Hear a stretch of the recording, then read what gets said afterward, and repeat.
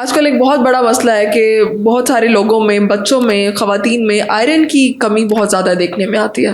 तो इसको डाइट के ज़रिए कंट्रोल किया जा सकता है या फिर मेडिसिन ही इसका वाहिद हल है?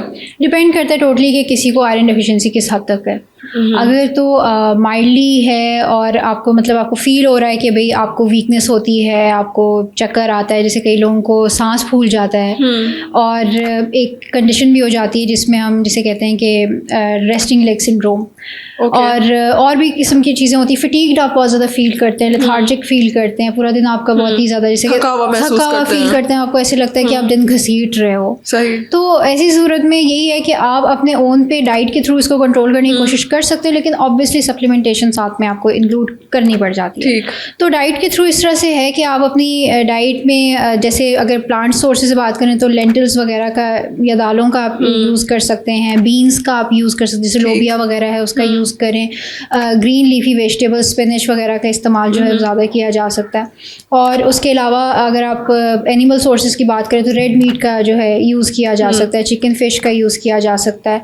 तो इधर से आपको जो है आयरन अच्छी क्वांटिटी में मिल जाता है। लेकिन रेड मीट में क्या बेहतर रहता है? मटन ज़्यादा बेहतर रहता है या फिर बीफ ज़्यादा बेहतर? दोनों ही अच्छी ऑप्शंस हैं, लेकिन वो टोटली डिपेंड करता है कि आपका किस चीज़ का दिल है या आप क्या खाना चाहते हैं। दोनों ही अच्छी सोर्सेज हैं आयरन की, आप ले सकते हैं, वही बात है। लेकिन उसमें से एक चर्बी अलग करके आप उसको इस्तेमाल कर सकते हैं, ग्रिल करके या स्टीम करके आप उसका यूज़ कर सकते हैं। असल जो पॉइंट आ जाता है वो ये है कि आपने उसका यूज़ किस तरह से करना है।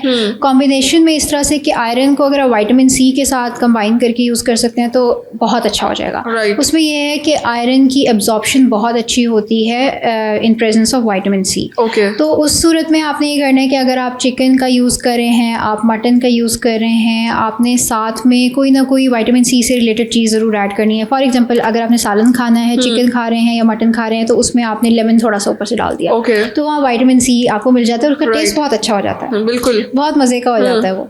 उसी तरह से अगर लोग तो पसंद करते हैं, और अगर आप बारबेक्यू भी यूज़ करते हैं उसमें भी आप लेमन स्क्वीज़ कर सकते हैं। आप कहीं पे बैठे हुए हो, आप नोटिस करें कि आपको बारबेक्यू जहाँ सर्व होता है तो उसके साथ लेमन भी एक छोटा सा बीच में रखा हुआ होता है, तो वो आप ऊपर स्क्वीज़ ला सकते हैं। अच्छा, उसकी वजह मुझे अब समझ आ रही है। तो अच्छा, वो तो अपने हिसाब से रख रहे होते हैं ना कि भी टेस्ट इन्हांस होता है उससे, लेकिन उसका फ़ायदा भी है, लोग फिर भी यूज़ करते हैं। वो सामने होता है वो फिर भी यूज़ नहीं करते। साथ में ये है कि वेजिटेबल सैलड लाजमी इंक्लूड करें। अब वेजिटेबल सैलड्स में जहाँ मिनरल्स हैं उसमें आयरन भी मौजूद होता है, जो ग्रीन लीफी वेजिटेबल्स हैं उनमें आयरन मौजूद होता है, तो वो भी आप साथ में इंक्लूड करेंगे तो ऑटोमेटिकली एब्जॉर्प्शन वहाँ पे भी बहुत अच्छी हो जाएगी।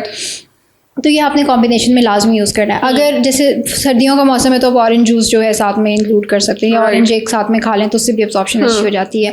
और वैसे टोमेटोज़ वगैरह का भी यूज़ किया जा सकता है, तो उधर से भी आपको मिल जाता है। तो ये कॉम्बिनेशन में आप इस तरह से आयरन का इस्तेमाल कर सकते हैं। फिर वही है कि आपको अच्छी क्वान्टिटी में डेली बेसिस पे लेना बहुत ज़रूरी है। हमारा फिर ये होता है कि अगर आप आयरन ले भी रहे हैं तो आप बहुत कम क्वान्टिटी में उसका यूज़ कर रहे होते हैं, या ज़्यादा आप नहीं खा रहे होते, इस तरह की चीज़ें ही आप ज़्यादा इस्तेमाल नहीं कर रहे होते कि जिससे आपको मिले। अच्छा, हमारे यहाँ पर लोगों का एक जनरल परसेप्शन ये भी है कि अगर आयरन की कमी है तो वो सिर्फ गोश्त के साथ ही ठीक हो सकती है, तवज्जो जो है वो फलों की तरफ या फिर सब्जियों की तरफ बिल्कुल नहीं जा रही होती, बिल्कुल नहीं जाती। और आप देखेंगे कुछ ऐसे लोग भी हैं कि जो सिर्फ मीट खा रहे होते हैं। बिल्कुल, मतलब हैरानी की बात है ना कि आप मीट के साथ कोई और चीज़ ऐड ही नहीं कर रहे हो, आप ना सैलड ऐड कर रहे हो, चलो सैलड को छोड़ें, आप कोई रोटी चावल कुछ भी नहीं ऐड कर रहे हो, तो सारा दिन आप मीट कैसे खा रहे हो? तो ये चीज़ अब उससे होता है क्या है कि आपको certain amount of minerals vitamins तो मिलते हैं, लेकिन वो बहुत कम है, और बाकी चीज़ें सारी इग्नोर हो जाती हैं, और उससे आपकी हेल्थ कितनी ज़्यादा कॉम्प्रोमाइज़ हो सकती है आपको इस चीज़ का आइडिया नहीं है। और बहुत जल्दी हमें जो है डेफिशिएंसीज होना शुरू हो जाती हैं। अगर आप नोटिस करें विटामिन्स और मिनरल्स की हमारी डेली बेसिस की रिक्वायरमेंट इतनी ज़्यादा नहीं है, लेकिन उसके बावजूद हम बहुत ज़्यादा डेफिशिएंट हो जाते हैं, क्योंकि हमारा इंटेक ही प्रॉपर नहीं है, हमारा खाना भी नहीं ठीक नहीं है। अगर हम लोग डेली अपना जर्नल बनाना शुरू हो जाएं कि भाई हम पूरे दिन में क्या खाते हैं, तो हम खुद परेशान हो जाएंगे कि यार हमने ये खाया है, मतलब पूरे दिन में हम अपनी हेल्थ के साथ खुद ही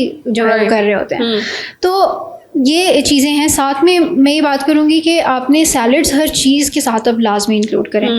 आपने लंच खाना है, डिनर करना है, आपने सैलड लाजमी इंक्लूड करना है। चाहे आप दुनिया की कोई चीज़ खा रहे हो, आपने सैलड लाजमी साथ में इंक्लूड करना है। उसका फ़ायदा बहुत ज़्यादा इस तरह से भी है क्योंकि मिनरल्स एंड विटामिन्स बहुत सारे हैं उसके अंदर, और कैलोरीज भी कम है, और उसके जितने बेनिफिट्स हैं वो मैं बयान भी नहीं कर सकती कि इतने सारे बेनिफिट्स हैं, और आपकी हेल्थ के लिए वो कितना इंपॉर्टेंट है।